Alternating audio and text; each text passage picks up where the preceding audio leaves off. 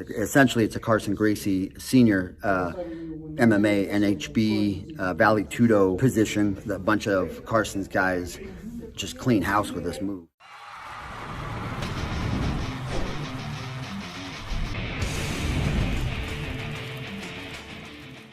Now, this is strictly for MMA. A lot of people, when they end up taking the back or getting the back, they'll end up spending a lot of energy putting the hooks in and actually getting that position. Now, a lot of times it takes too much time, and like in a 5-minute round, you got to get to where you're getting. So here's one option that works really well for me. It's worked well for me for years, and I actually got this from, it's a Carlson Gracie technique, but I actually pretty much implemented it from Vitor Belfort.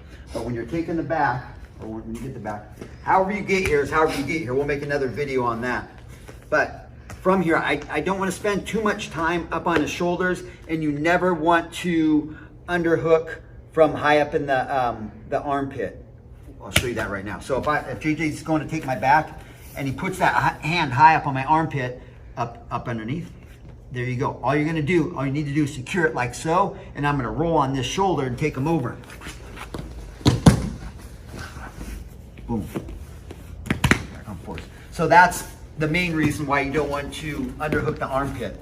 So for what we're doing today is, I could possibly get my hooks in and take the back and do that whole thing, but like I say, it expends a lot of energy and it takes a lot of time, and even if I get there, it doesn't mean I'm still gonna get the choke. We can still be going back and forth.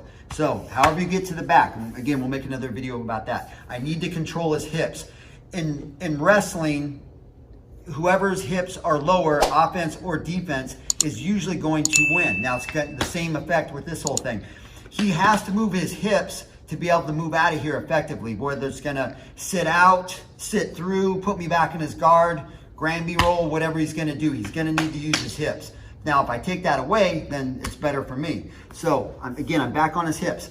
I'm gonna cut my hand and end up grabbing that outside hip bone, okay? As much as I pull with this outside arm is as much as I push with my chest.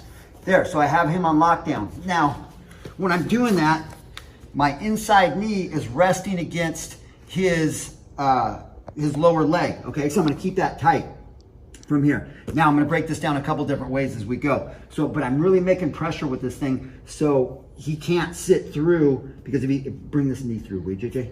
If he puts me in the guard, put me in the guard this way, boom, now I'm fighting out of the guard, which isn't the worst thing, but it's not what I want. But if I really have this hand here on that hip, he can't shoot it. Yeah, there's no way he's gonna put that leg through to put me back in the guard. Okay, now, I have this outside foot here, obviously, pushing, okay? So it's helping me keep him where I wanna be.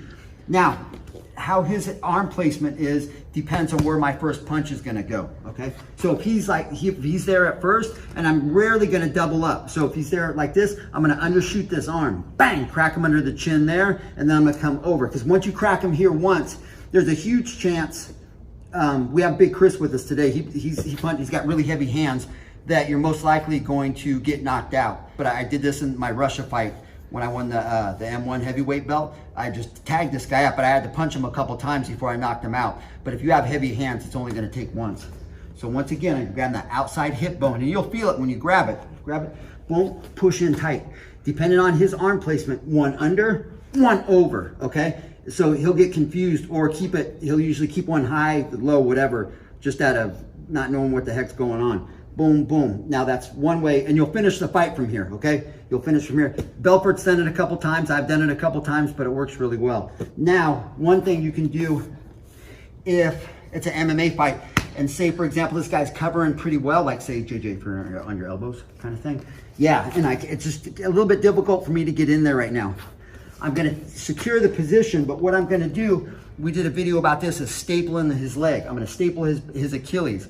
What I'm gonna do is overshoot my knee and behind his butt. So if I'm here, I'm gonna overshoot it here. Now, a lot of times it's either or. When I push this, he's usually gonna jump because it hurts if he doesn't train a lot of leg submissions, because that Achilles is super tendon, or his Achilles is super tender. So if I come here, I'm gonna staple, like over exaggerate.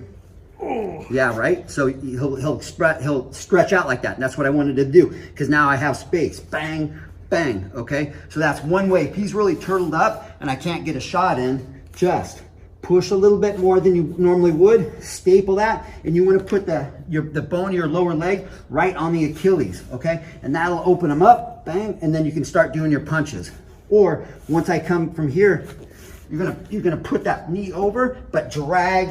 I'm gonna drag his foot back, so you're gonna rest it on that one, so his foot's gonna bend. So from there, I overshoot this leg, drag it back. Now, from here, I can trap it, boom. I'm gonna shoot, after I trap that arm, I'm gonna shoot it through and take the place of this one.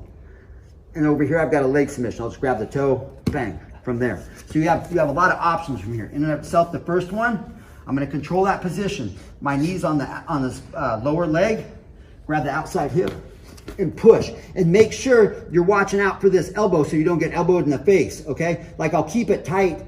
If he shoots it from there, I don't have to worry about it so much, but you'll be able to see it. But if he brings that arm back to cock it, like that one, just put your head behind so he doesn't catch you. But just be aware of that elbow so you don't get it, okay?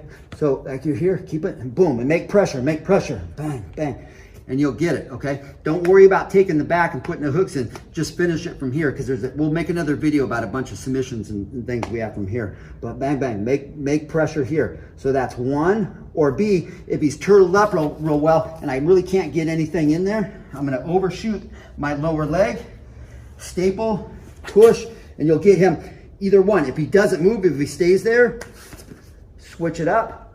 My backhand's gonna come over here, grab that toe, and you have a leg submission. Or if you get him to move, once he moves a little bit, that arm will open up, because you only need a little bit of space to start punching, and you'll get it. So there's some options you can do from that back position.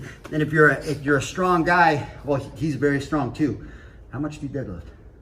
I don't know anymore. How much did you? 500 pounds. Yeah, because he was deadlifting 500 pounds. That's a strong guy. And then Big Chris, same thing. If they grab onto you, you're like, oh, goodness. So one thing is, if you're the bottom guy, if you're turtle position, and the second they get there, I mean, either Grammy roll or put the guy in the guard quick. Because once they get you on lockdown, it's a bad spot and you're just going to eat a bunch of punches. So, for right now, if you got questions, if you got comments, let me know. How this one goes down. So when it comes to MMA, there's a couple different variations you can do. You can make your MMA fight more of like a submission wrestling tournament. You can go straight, make it like a BJJ tournament, not throw any punches at all. But in and of itself, if you're working the back position and your opponent's really good at turtling up, and it's difficult to get that hook in or whatever you're trying to do, here is some options for you. And after this video, we're gonna break a bunch of more options down, because all this does is open up doors. So it's a great way to touch your opponent up right there and end the fight much quicker than having to work submissions, because sometimes it's easier said than done. You'll see a guy like really smooth in jiu-jitsu in the UFC take somebody's back, and they go back and forth forever, but he really can't finish that submission, and it takes up so much time. So what this is going to do is cut a bunch of that time down, and you can finish the fight like fairly quick. And if you don't finish it from that exact punch or that combination we're doing now, it opens up a bunch of doors for easier submissions that you don't necessarily have to put the hooks in and take in the back. And if you're unfamiliar with taking the hooks and taking the back, we'll put that video together just as well. But this just cuts down a whole bunch of time, and you can really put the pain, you can put the screws to your opponent, and you can also maneuver them around. There's just a ton of things you can do from this position. Essentially it's a Carlson Gracie senior MMA, NHB, Valley Tudo position. And then from years of learning from him, like, who actually really broke it down for me was Vitor Belfort. Him and I used to train a lot, and I've won, so I'm the first and the only American to win the heavyweight M1 world title. And that's basically how I ended up winning that fight. But there's, you know, a bunch of Carson's guys just clean house with this move. So it's really effective, and it opens, like I said, it opens up a bunch of doors of other things you can do. So if you got questions, comments after this video, please let me know. But for right now, if you didn't know, now you know. So which video do you want to watch? You want to watch that video? You want to watch that video? You know, that one's really good. But on the other hand, that one helps the video you just saw.